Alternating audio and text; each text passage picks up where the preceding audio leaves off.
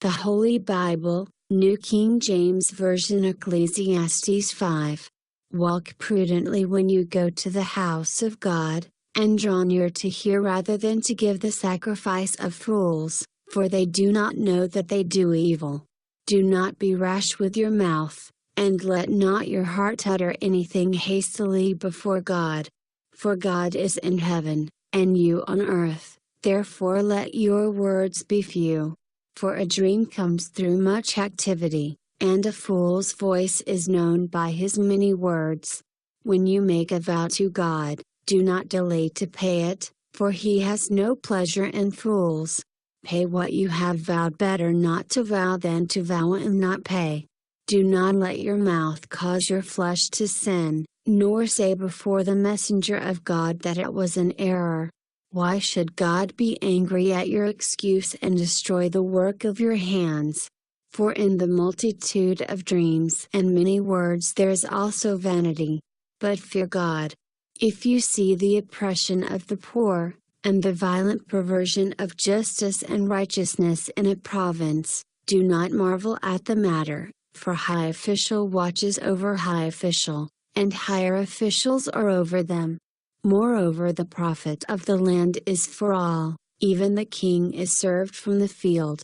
He who loves silver will not be satisfied with silver, nor he who loves abundance, with increase.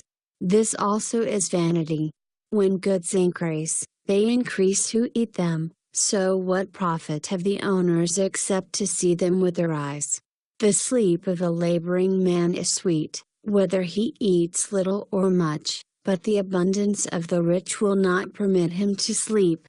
There is a severe evil which I have seen under the sun: riches kept for their owner to his hurt.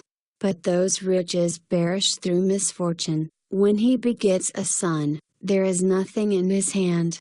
As he came from his mother's womb, naked shall he return, to go as he came, and he shall take nothing from his labor which he may carry away in his hand.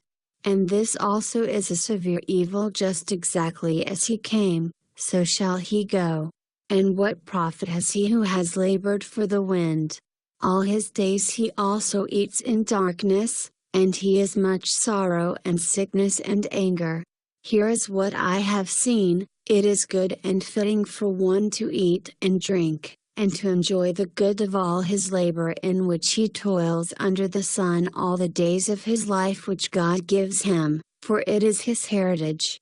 As for every man to whom God has given riches and wealth, and given him power to eat of it, to receive his heritage and rejoice in his labor, this is the gift of God. For he will not dwell unduly on the days of his life, because God keeps him busy with the joy of his heart.